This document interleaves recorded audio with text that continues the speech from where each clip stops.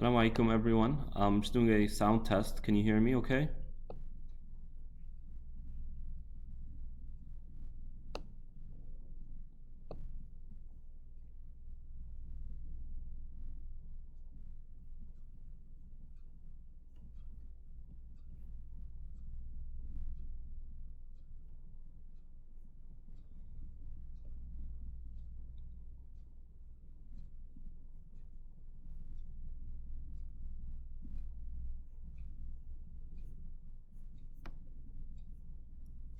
Alright. How's the picture? Is it a lot better? Is the sound a lot better?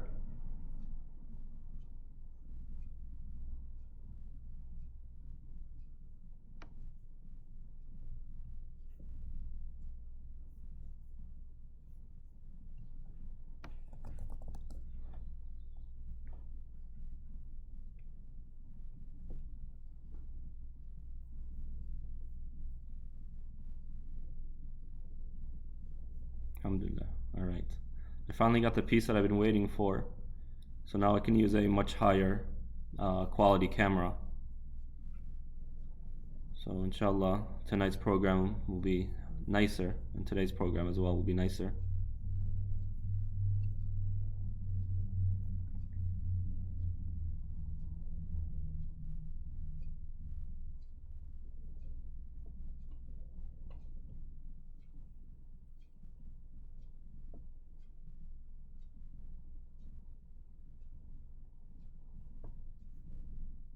Alright.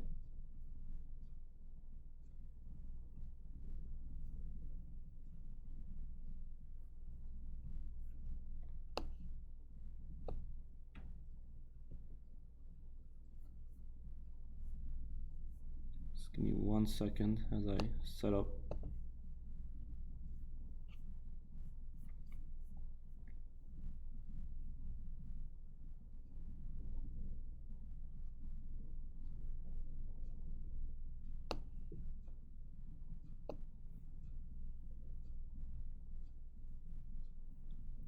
Alright, alhamdulillah.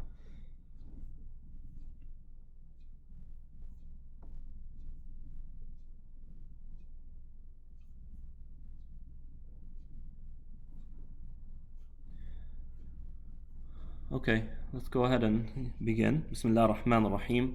Salatu wassalam ala nabiyyina Muhammad wa ala alihi wa ashabihi ajma'in amma ba'd. Inshallah, we are still in Surah Al-Baqarah. There are a set of 4 parables that all come one after another. And this is in the beginning of the 3rd juz', towards the end of Surah Al-Baqarah. The verse number is 263, I believe, or 62, I believe. I have it in the description of the video if you'd like to follow along. And what the first of these 4, they're all on the same topic, and that is the topic of sadaqah. And the first one is Bismillah ar-Rahman ar-Rahim. وَمَثَلُ الَّذِينَ يُنْفِقُونَ أَمْوَالَهُم فِي سَبِيلِ اللَّهِ كَمَثَلِ حَبَّةٍ أَنبَتَتْ 7 سَنَابِلَ في كل سنبلة 100 حبة والله يضاعف لمن يشاء والله واسع عليم. This begins a series of about 2.5 pages of verses talking about sadaqah, and there are 4 parables in these 2.5 pages. And what I'm trying to do, inshallah, is over 2 days, today will be one, tomorrow will be the second, try and go through these parables in a way that highlights a different aspect. So it's not repetition, but we're going to try and highlight different elements of sadaqah. And subhanAllah, I mean, even outside of Islamic spirituality and the Islamic context, when you study the concept of charity, it's really profound. You can study it at the behavioral level, at the psychological level, at the emotional level, even at the economic and political levels. So it's a very, very important topic and a very powerful and a deep one. So inshallah, we'll try and highlight some of these aspects and look at these parables and try to improve ourselves, inshallah, based on what we learn. We ask Allah subhanahu wa ta'ala for the tawfiq. So the first parable, Allah subhanahu wa ta'ala is saying the example of someone who spends for the sake of Allah subhanahu wa ta'ala. Now, Allah subhanahu wa ta'ala here uses the phrase that we are all familiar with, and that is fi sabilillah. in the path of Allah or for the sake of Allah. And it is important to start off with this to highlight the importance of ikhlas, sincerity, when it comes to charity. Charity is a tricky thing because charity can often be abused, it can often be misplaced, and the motives behind charity can also be very much misplaced. Some people can use their they'll try and appear outwardly as an altruistic person, someone who cares about others, but in reality they're doing that because they know it attracts other people. So sincerity is the key element when it comes to all acts of worship, and for sure when it comes to charity as well. And when we talk about sincerity, let's kind of break it down just a little bit, just slightly, so that it can be a little bit more tangible for us, so that it's easier to kind of test ourselves and to test our hearts. Where are our hearts? Are we sincere or not? Because this is a difficult thing to really catch. The Prophet ﷺ says that the thing I am afraid most for my ummah is shirk, and he's referring here to specifically the lesser shirk, and that is the shirk of riya, doing something for other than the sake of Allah, doing an act of worship like salah, like zakah, or giving charity, like hajj, like umrah, like helping someone out, but the intention is for the sake of gaining the pleasure or praise of other than Allah subhanahu wa ta'ala. And the way he describes it, alayhi salatu wasalam, is he compares it to the footsteps of a black ant in a black night, and another narration of a black ant on a black rock in a black night. Can you hear it? And obviously, no. I mean, you can't hear a footstep of an ant, nor can you even see it to even perceive that there's an ant there. So what the Prophet ﷺ is teaching us is that, this lesser version of shirk, the riya or ostentation, is so sometimes shrouded by our own misperceptions of who we are and why we do what we do. And therefore, really sincerity is attained and achieved by asking Allah subhanahu wa ta'ala for it. Yes, we work on it, and inshallah I'll give you at least one tool in how we can build that. But when it comes to true sincerity, it takes a lifetime to build, and it's something that we always need to strive for. But at the same time, we need to recognize how easily it can run by us, and therefore we ask Allah subhanahu wa ta'ala for help.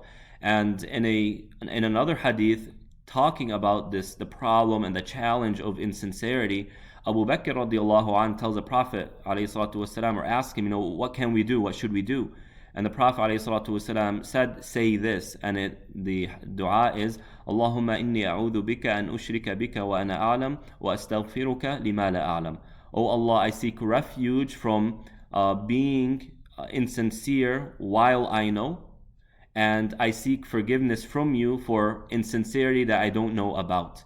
So we counter that insincerity and we try and push back against it with this dua. And it's an important dua, so do memorize it, and inshallah maybe I'll type it out towards the end of the talk so that people can memorize it and have it written down.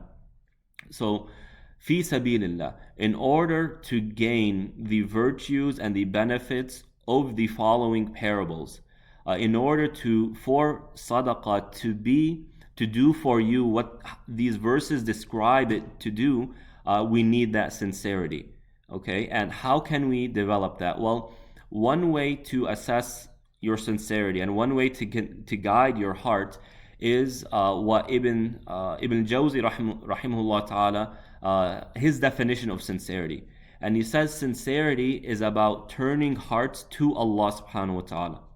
So whether it's me helping someone out, or me teaching someone else, or me doing something between me and Allah subhanahu wa ta'ala, the goal needs to be, I am turning my heart towards Allah subhanahu wa ta'ala. So if I remind someone of a hadith or a verse in the Quran, or I encourage someone to give sadaqah or to pray salah or to go to the masjid, I can easily give myself a framework or a goal, an end goal as to why I am doing that, by saying that my goal is to turn their hearts towards Allah. And that indicates not to me. I want people to be closer to Allah. I want my heart to be closer to Allah. So when I pray or I give sadaqah or I go and do hajj or I fast Ramadan, the idea, the goal is we are trying to get this heart closer to Allah, to see Allah subhanahu wa ta'ala more, to experience His names and attributes more, and to observe them more and more throughout their daily lives. So that is the goal behind that. And one simple way, and it's actually quite effective, a simple way in developing the ikhlas and really pushing back against the insincerity that creeps up in all of our hearts, is by comparing and contrasting. And we compare this life and what it has to offer with the next life and what it has to offer. If I do this act, if I give this charity for the sake of gaining the praises and the blessings of people, how much is that really going to get me? How much is that going to provide me? Is it going to be a lot or a little? And then you can better assess that by comparing it to the alternative. And that is doing it for the sake of Allah subhanahu wa ta'ala. What is Allah offering me if I do this out of love for Him, out of loyalty for Him, out of obedience to what He says, out of gaining His favor and His pleasure? And it's a very easy comparison. And it's a very simple one, but it's deep, it's profound. Because once we start contemplating these things, right, and we have experience in life to where we know how far praise is going to get me, we know how far money is going to get me, but look at how far Allah subhanahu wa ta'ala can get us. It's a very simple process but effective because it hits the heart. When we start thinking about the blessings of the next life, about paradise, about the blessings or the reward that Allah subhanahu wa ta'ala offers us when we do something for His sake, as the parables tomorrow will really indicate and motivate us to do, especially in this blessed month of Ramadan, the month of sadaqah, the month of giving for the sake of Allah. So that's how we develop our sincerity. So Allah subhanahu wa ta'ala in this parable is saying the example of the one who gives sadaqah sincerely, seeking the reward of Allah, seeking to become closer to Allah subhanahu wa ta'ala, is like a habba. A habba is a seed. Okay? When you plant the seed, you expect produce. Something is going to come out of that.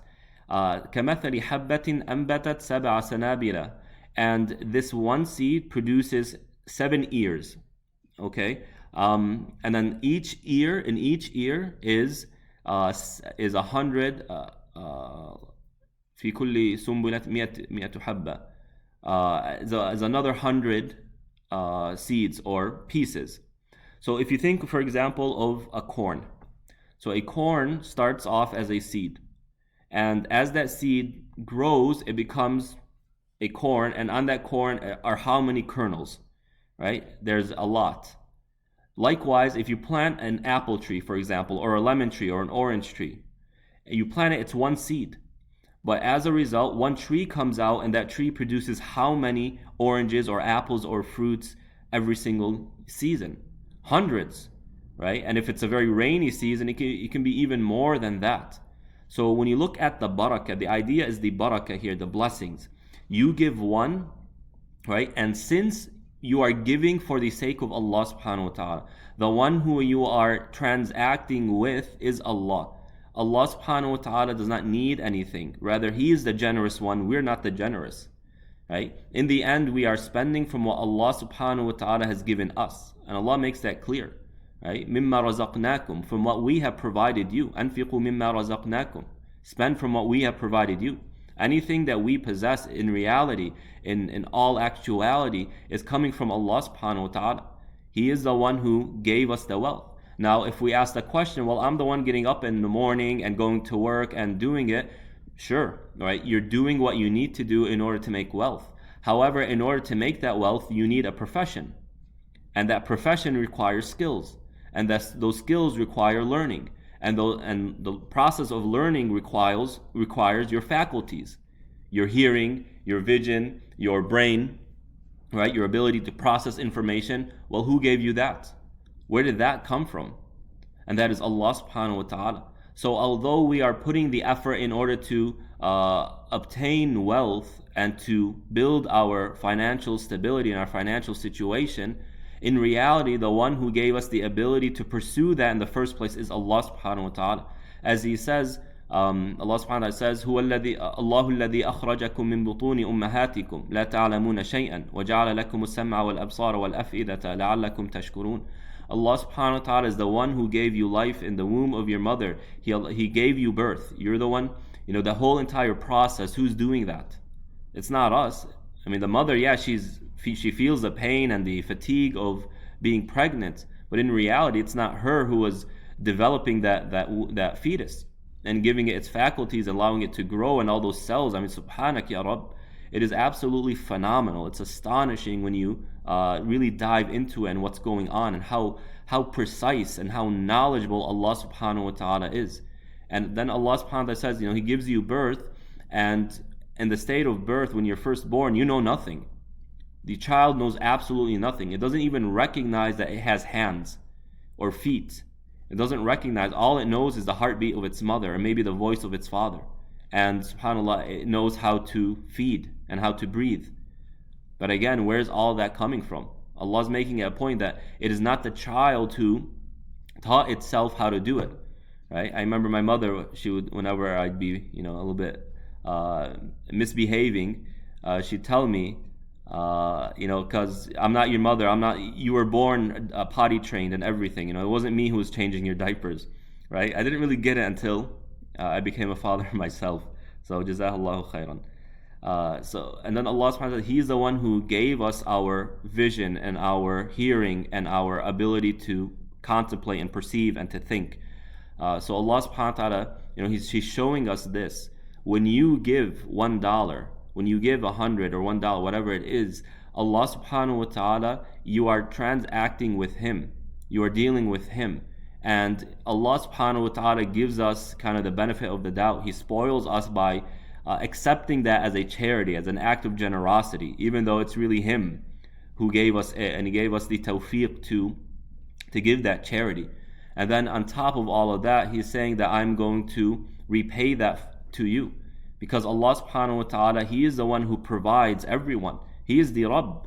He is the one who takes care of everyone, and He made it a responsibility upon Himself subhanahu wa ta'ala to take care of everyone. That's why He calls Himself Ar-Rabb, and He is worthy of that name subhanahu wa ta'ala, right? But to give us the fruits of the sadaqah, to give us the means and the ability and the opportunities to raise our ranks, to come closer to Allah, to really develop that relationship with Allah, a relationship that's built off sacrifice and loyalty and love for Allah subhanahu wa ta'ala. He allows certain circumstances to occur where it requires charity and giving and doing, so that we can take advantage of that, so that we can reap the virtues of these parables that we are discussing now. And Allah subhanahu wa ta'ala gives us the image. When you deal with Allah, you're dealing with the most generous. It's not one for one.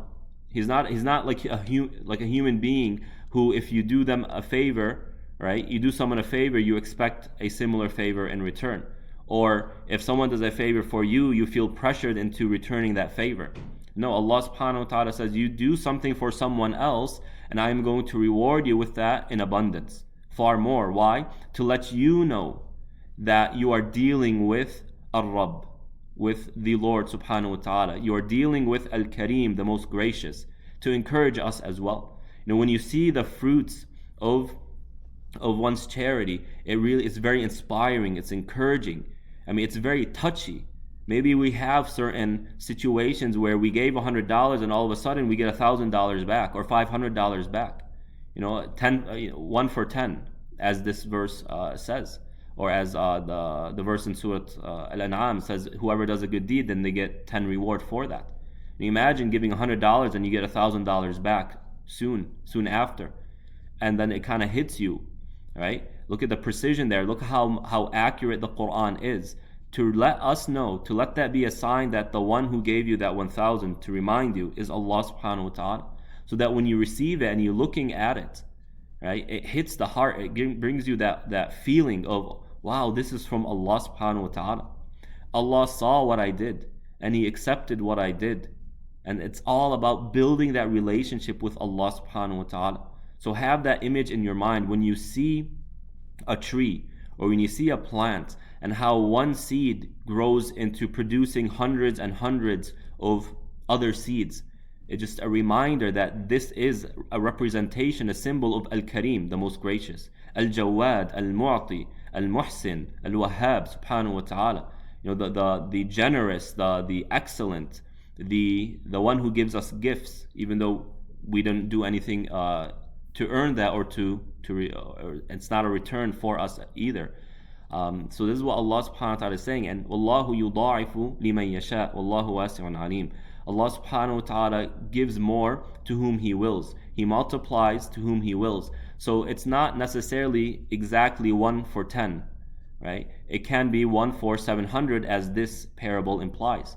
مثل حبة أنبتت سبع سنابل. One seed produced 7 ears, and each ear has 100, that's 700. So a person's deed can be multiplied by 700 and even more and more above that. How? What indicates that? There are a few things that indicate or show us, or situations that multiply our deeds. No doubt the most important is sincerity. The more sincere a person is, the more the reward is multiplied, right? And that sincerity comes from, as we mentioned before, seeking the pleasure of Allah, the favor of Allah. But to add to that, when a person gives with a feeling of need for Allah subhanahu wa ta'ala, Ya Allah, I am doing this because I need what you have to offer me. I am doing this because I am in need of feeling your love, feeling your nearness, feeling your closeness. I am in need of your help. Always remember, when it comes to our relationship with Allah, one of the key terms, in fact, the key word of our relationship with Allah is need. We are in need of Allah. We are in need of His assistance. We are in need of His nearness. We are in need of His help. We are in need of all that He offers us subhanahu wa ta'ala. We simply cannot survive without it. And oxygen is a very simple and basic example. Allah is the one who's providing us with oxygen. We need that to survive.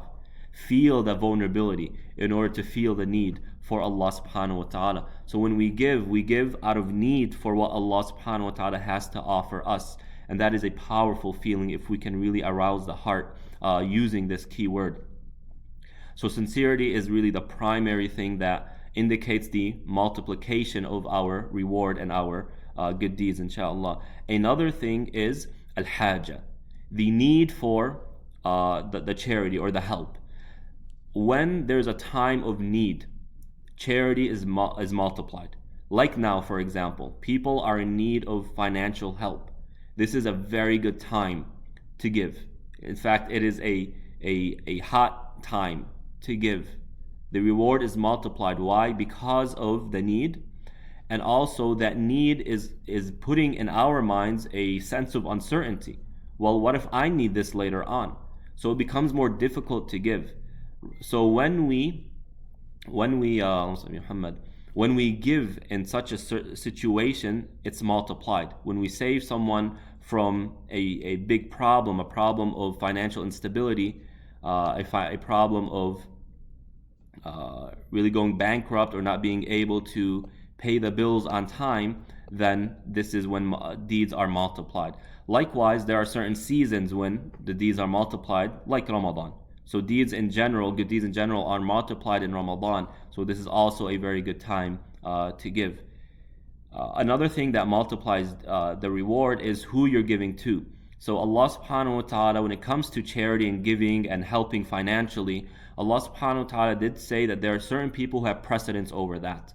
And it starts with the parents, and then your siblings, close relatives, and then you have various categories that Allah subhanahu wa ta'ala says. So in Surah Al-Baqarah He says, وَيَسْأَلُونَكَ مَاذَا يُنْفِقُونَ قُلْ مَا أَنْفَقْتُ مِنْ خَيْرٍ فَلِلْوَالِدَيْنِ وَالْأَقْرَبِينَ وَالْيَتَامَى وَالْمَسَاكِينَ وَابْنِ السَّبِيلِ. So give to the parents, your relatives, the orphans, and those who are in need, the poor, and the wayfarer, who's also in a type of poverty or financial need. So these are all factors and variables that factor into the multiplying of our good deeds. So this is a benefit. This is kind of like an overall understanding, a general understanding of this parable. Now, I think it's very important to make the following point, and that is charity. Subhanallah, as I mentioned earlier, sadaqah isn't just something that is spiritual. There are so many benefits to it, and I mentioned that there's benefits at the emotional level, at the psychological level, at the economic level, and even at the political level. So just to kind of briefly point to the economic level, notice how this parable is using plants and agriculture to draw the point closer to us, to encourage us. But let's ask the question, why did Allah subhanahu wa ta'ala choose plants when He could have chosen something else? No doubt one of the reasons, one of the wisdoms is because when we look at agriculture and how produce multiplies and how it comes about, it's a very clear example to us. We've all seen trees. Look at, for example, palm trees when the dates, it's called balih in the Arabic language. Well, the very early dates at very early stages, and you see it dangling down. There are literally hundreds upon hundreds on one palm tree. Subhanallah. And that's one palm tree. Look how many people it can feed. So you have that aspect of it. I think another aspect that's worthy of mentioning is how agriculture and these plants is very critical to the circumstances of the economy, right? So it's as if Allah subhanahu wa ta'ala is alluding to the importance of charity when it comes to economic stability. Right now in America, you have the problem of the rich getting richer. The super rich, the less than 1%, the 0.1% who own about 90% of wealth in America, right? That's very problematic. And although the economy in America goes up and down, and there is a very strong system to keep the economy recycling itself, to keep the economy flowing, what's happening is when we go into a recession, people lose their jobs, they lose a lot of wealth, but the super rich, yeah, they might have taken a hit, right? However, when the economy starts to build up again, who are the people who have the money to invest and benefit from the bull market? It's the rich people.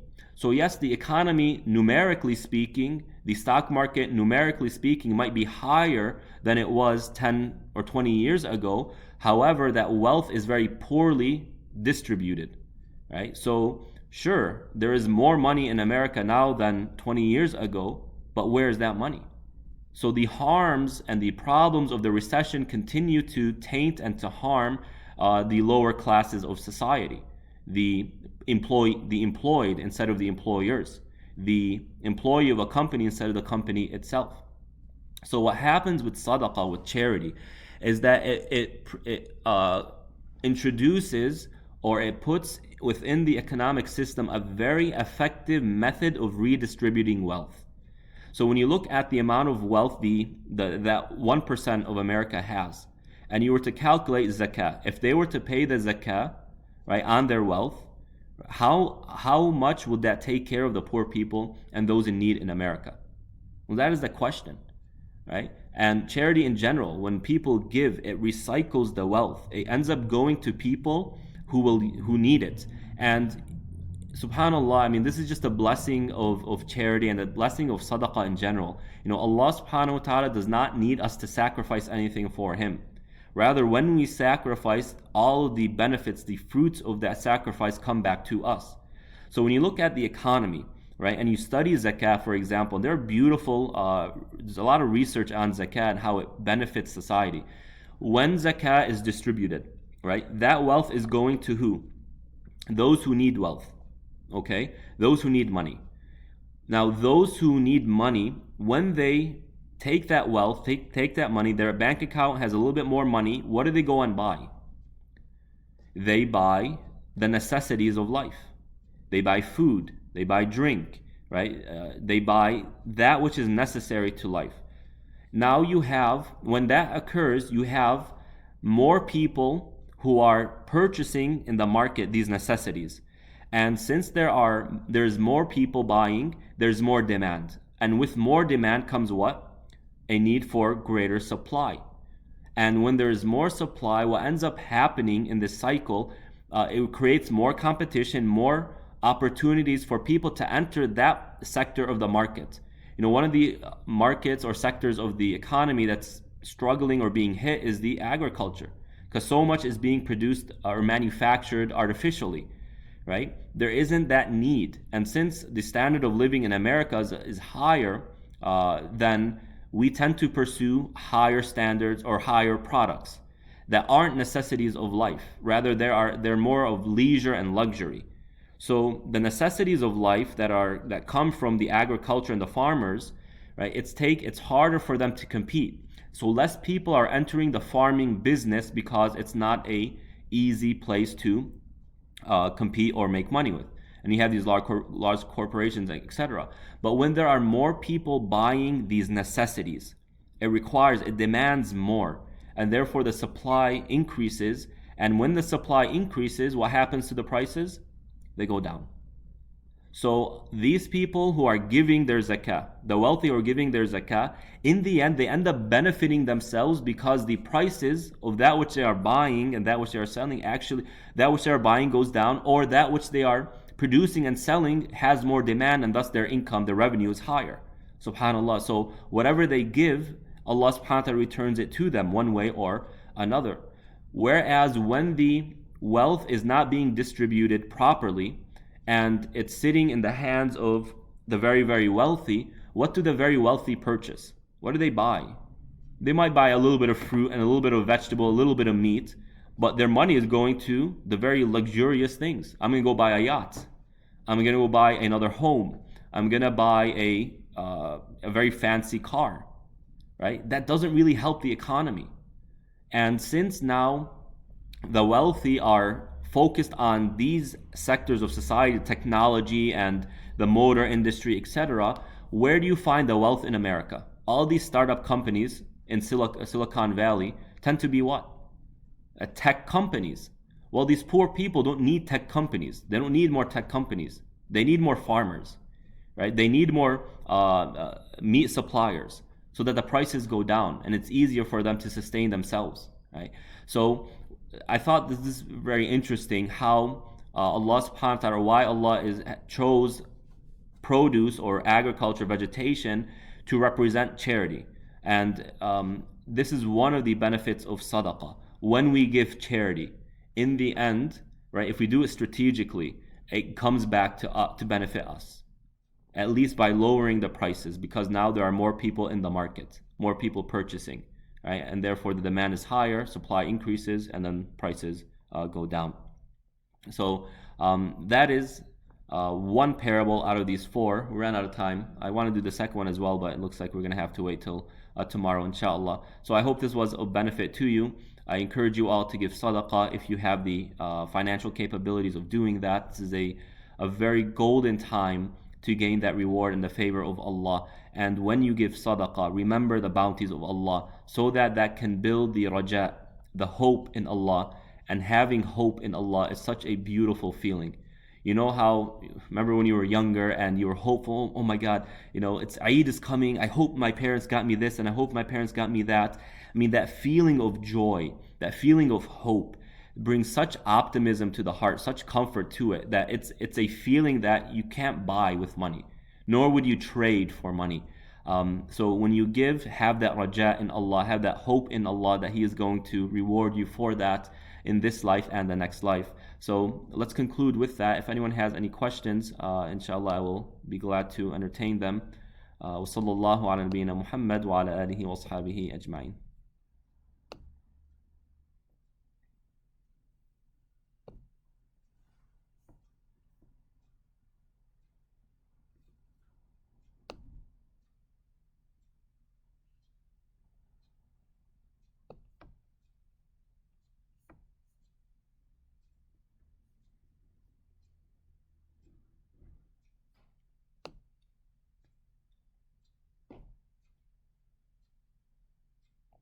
Thank you, Sister Fariba.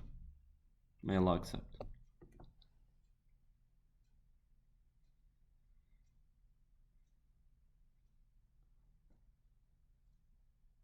Okay, inshallah. So, may Allah subhanahu wa ta'ala accept. I will see you guys tonight, inshallah. Please do remind people to join us for the live stream. Do spread the word so that the community can feel like they are still part of the community, that there's still some community involved in this particular Ramadan, inshallah. وصلى الله على نبينا محمد وعلى آله وأصحابه أجمعين.